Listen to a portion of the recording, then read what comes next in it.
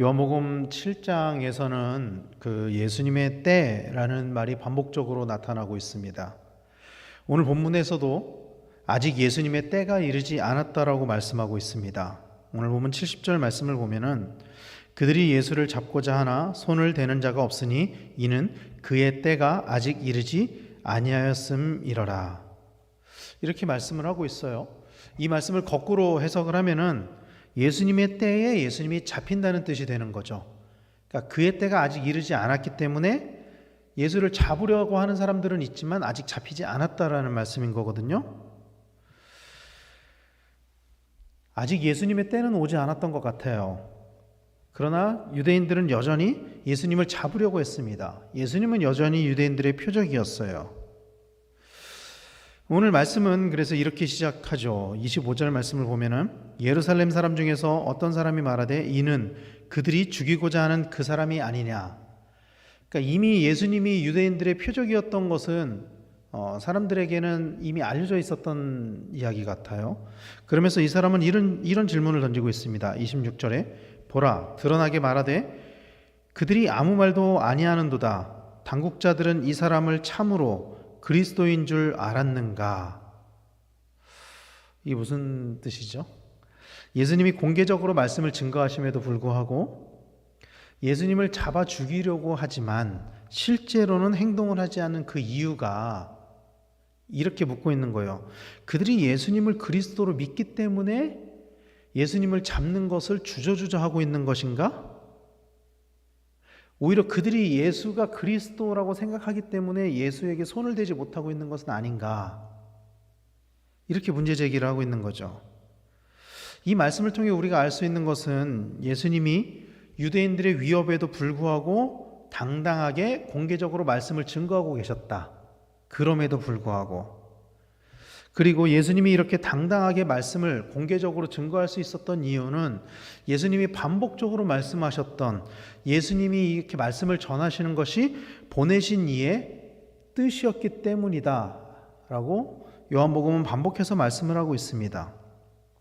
예수님이 이 땅에 오신 이유와 목적이 영혼을 구원하기 위함이었기 때문에 예수님은 당당하게 복음을 증거했었던 것입니다. 그리고 그런 유대인들의 위협에도 예수님이 복음을 증거했었던 그 결과에 대해서 31절에서는 이렇게 말씀을 하는 거예요. 무리 중에 많은 사람이 예수를 믿고 말하되 그리스도께서 오실지라도 그 행하실 표적이 이 사람이 행한 것보다 더 많으랴 하니. 무리 중에 많은 사람이 예수를 믿고 말하되. 자, 유대인 지도자들은 예수님의 가르침을 믿지 않았던 것 같습니다. 사람들은 유대인 지도자들이 예수가 그리스도라고 믿었기 때문에 잡지 않는 거 아니야? 이렇게 생각했지만 실상은 그들은 예수님을 정말로 잡고 싶었죠. 그러나 예수님의 때가 아니었기 때문에 잡지 않았던 거였잖아요. 그들은 예수님을 그리스도로 인정하지 않았습니다. 실상은. 그랬기 때문에 예수님을 잡아서 죽이려고 했던 것이죠. 그러나 무리 중에 많은 사람은 예수님의 가르침을 듣고 예수님을 믿었다라고 오늘 본문은 말씀하고 있어요. 그런데 사실 이 본문에서 많은 사람이 예수님을 믿었다라고 하는 이 믿음은 그렇다면 그들이 예수님의 제자가 됐냐? 그런 뜻은 아닌 것 같아요. 그런 뜻은 아니고 예수님의 가르침, 예수님의 표적을 보고 예수님이 메시아일 가능성이 있다라고 인정하는 사람들이 점점 늘어났다는 거예요. 그때부터.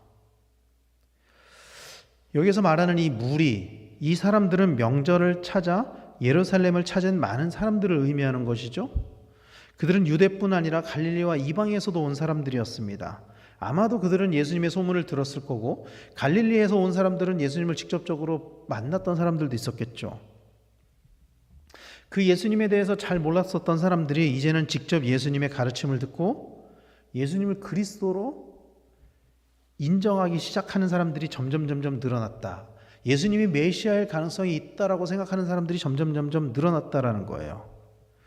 그런데 그로 인해서 그러니까 사람들이 예수님을 메시아로 인정할 가능성이 점점 늘어나고 예수님을 믿게 되는 사람들이 점점 늘어남으로 인해서 어떤 반작용이 생겼냐면은 예수님을 향한 구체적인 박해가 시작이 됩니다.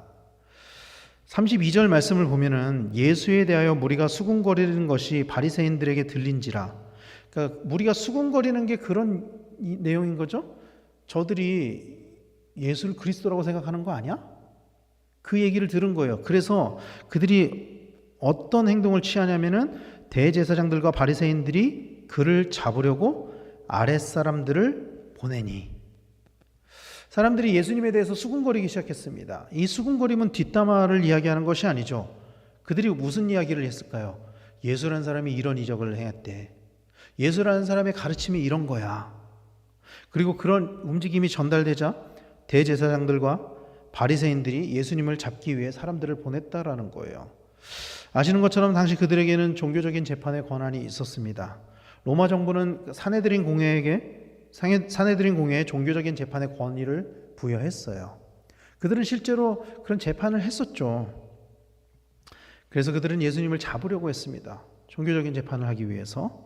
더 이상 예수님에 대한 인기가 사람들에게 퍼지려는 것을 막으려고 했던 거예요. 그리고 그들이 그렇게 했던 이유는 정말로 예수님이 메시아가 아니라고 믿었기 때문이기도 하지만, 그러나 그보다 더 직접적인 원인은 자신들의 기득권을 잃을 것이라는 두려움 때문이었습니다.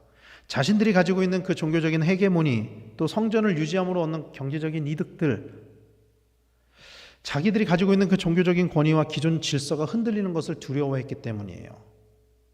그랬기 때문에 사람들 사이에서 사람들로부터 메시아로 인정받기 시작한 그 예수님을, 그 싹을 자르고 싶어 했던 거죠. 그러나 이런 움직임에 대해서 예수님께서 이렇게 말씀하셨어요. 34절 말씀을 보면은 너희가 나를 만나도 만나지 못할 터이요 나 있는 곳에 오지도 못하리라 하시니, 이 말씀을 현재적으로 해석을 하면은, 그러니까 예수님 당시에 예수님이 하신 그 말씀을 그 당시로 해석을 하면은 이런 뜻입니다. 그들과 영적으로 교제할 수가 없다. 그들이 찾아오도 예수를 메시아로 인정하지 않는 무리들, 예수를 박해하려고 하는 무리들과는 영적으로 교제할 수 없다. 이런 의미죠. 그러나 오늘 본문의 말씀은 미래적으로 해석하는 것이 사실은 요한복음의 맥락에서는 더 합당할 것 같아요. 즉 예수님의 적대자들은 결국 예수님이 계시는 그 하나님 나라에 함께할 수 없다. 이런 의미인 거죠. 성경 잠언은 예수님이 구원을 최종적으로 완성하시는 그 날을 이렇게 말씀하고 있습니다. 잠언 1장 26절에서 28절 말씀을 보면 너희가 재앙을 만날 때에 내가 웃을 것이며 너희에게 두려움이 임할 때에 내가 비웃으리라. 너희의 두려움이 광풍같이 임하겠고 너희의 재앙이 폭풍같이 이르겠고 너희에게 근심과 슬픔이 임하리니 그때에 너희가 나를 부르리라. 그래도 내가 대답하지 아니하겠고 부지런히 나를 찾으리라. 그래도 나를 만나지 못하리니. 그 마지막 날에 예수님을 찾으려고 해도 예수님을 만날 수 없다. 이렇게 말씀을 하고 있는 거죠. 요한복음의 맥락에서는 이렇게 이해할 수 있는 것입니다. 요한복음 8장 21절 말씀을 우리말 성경으로 번역을 한 것을 읽어드릴게요. 예수께서 다시 그들에게 말씀하셨습니다. 나는 떠나갈 것이고 너희는 나를 찾다가 너희의 죄 가운데서 죽을 것이다. 내가 가는 곳에 너희는 올 수 없다. 예수님이 떠난다는 건 아버지께로 돌아간다는 것을 의미하는 거죠. 예수님을 찾으나 찾을 수 없다는 것입니다. 그러므로 예수님이 있는 그곳, 나를 찾으러 와도 만날 수 없다. 내가 있는 그곳은 어디를 의미하는 것이냐? 하나님 나라를 의미하는 것이라 할 수 있는 것이죠. 결국 예수님을 대적하는 자들에게는 아무리 찾아도 하나님 나라가 주어지지 않는다라고 말씀하고 있는 것입니다. 그러나 반대로 하나님을 찾는 자들에게 하나님은 나타나시는 분이라는 것을 성경은 약속하고 있습니다. 이사야 55장 6절 7절 말씀을 보면 이렇게 말씀하고 있죠. 너무나도 우리가 잘 알고 있는 말씀인데요. 이렇게 말씀합니다. 너희는 여호와를 만날 만한 때에 찾으라. 가까이 계실 때에 그를 부르라. 악인은 그의 길을, 불의한 자는 그의 생각을 버리고 여호와께로 돌아오라. 그리하면 그가 긍휼히 여기시리라. 우리 하나님께로 돌아오라. 그가 너그럽게 용서하시리라. 이 말씀을 보면 여호와를 만날 만한 때에 찾으라 그렇게 말씀을 하시면서 악인은 그의 길을, 불의한 자는 그의 생각을 버리고 여호와께로 돌아오라 라고 말씀하고 있어요. 그러니까 처음부터 하나님께, 예수님께 가는 길이 막혀 있는 것은 아니에요. 악인이나 불의한 자도 그 생각을 버리고 돌아가면 만날 수 있다라고 성경은 약속하고 있는 것입니다. 예수님의 그때와 우리에게 주어진 그때는 예수님의 그때와 우리에게 주어진 때는 다르다라고 제가 말씀드렸었죠. 예수님의 때는 예수님이 순환을 당하시고 십자가에 못 박히셔야 되는 그때라면 우리에게 주어진 때는 하나님을 만날 수 있는 때, 그때를 의미하는 것입니다. 그때는 우리에게 주어졌지만 무한하게 주어진 것은 아닙니다. 그래서 오늘 본문에서도 예수님께서 나를 찾아와도 만날 수 없을 것이다 라고 말씀을 하고 있거든요. 얼마가 될지 모르는 이 땅에서의 삶의 때에 우리는 그때를 완성해야만 합니다. 하나님의 부르심에 응답하며 우리의 믿음을 가지고 주님 앞에 나아가야 합니다. 이 때는 악인도 불의한 자도 돌아갈 수 있는 때입니다. 여전히 우리에게 주어진 때입니다. 그때 하나님이 우리를 긍휼히 여기시며 우리를 용서하신다라고 성경은 약속하고 있습니다. 성경은 구원을 제한하고 있지 않아요. 구원을 제한하고 있지 않습니다. 로마서 10장 13절 말씀을 보면 누구든지 주의 이름을 부르는 자는 구원을 받으리라. 불의한 자라도 악인이라도 자기의 삶을 돌이키고 여호와께로 돌아오면은 구원을 받는다라고 성경은 약속하고 있습니다. 그러나 그 구원의 대상은 제한되어져 있지 않지만 그때는 제한되어져 있다라고 성경은 말씀하고 있어요. 그때는 무한한 것이 아니에요. 왜? 우리에게 주어진 이 땅에서의 삶이 무한하지 않기 때문이에요. 유한하기 때문이에요. 우리에게 주어진 그때 우리는 하나님을 찾고 하나님을 만나야만 합니다. 믿으시길 바랍니다. 그럴 때 우리에게 구원이 주어지는 것이고 그럴 때 예수님을 만날 수 있는 그곳 하나님 나라가 우리에게 주어진다는 것을 믿으시길 바랍니다. 사랑하는 성도 여러분, 오늘 우리에게 주어진 이 시간이 영원하지 않다라는 것을 우리는 기억해야 돼요. 영원하지 않습니다. 이 시간은. 그리고 그렇기 때문에 우리에게 주어진 이 시간은 너무나도 귀한 시간이에요. 영원하지 않기 때문에 이 귀한 시간을 하나님과 동행하며 날마다 하나님을 찾는 그런 믿음의 삶을 살아가시는 우리 성도님들 되시기를 간절히 축원합니다. 그래서 마지막 날에 예수님을 찾아도 예수님 아무리 찾아도 찾을 수 없다라는 이 저주의 말씀을 받는 것이 아니라 우리가 비록 불의했을지라도 우리가 비록 악인이었을지라도 예수님을 찾음으로 인해서 만남으로 인해서 우리 삶을 돌이킴으로 인해서 마지막 날 그때에 예수님과 함께 그 영원한 하나님 나라에서 주님과 함께 동행할 수 있다라는 그 축복의 말씀이 오늘 우리에게 주어진 말씀이 되기를 간절히 소망합니다. 그래서 날마다 주님이 계신 그곳, 예수님이 계신 그곳을 우리가 찾고 구하고 그곳에 함께 동행하며 이 땅에서부터 예수님께서 약속하신 대로 영원한 그 하나님 나라를 누리며 참 평안, 참 위로, 참 기쁨의 삶을 살아가는 우리 모두가 되시기를 예수님의 이름으로 간절히 축원합니다.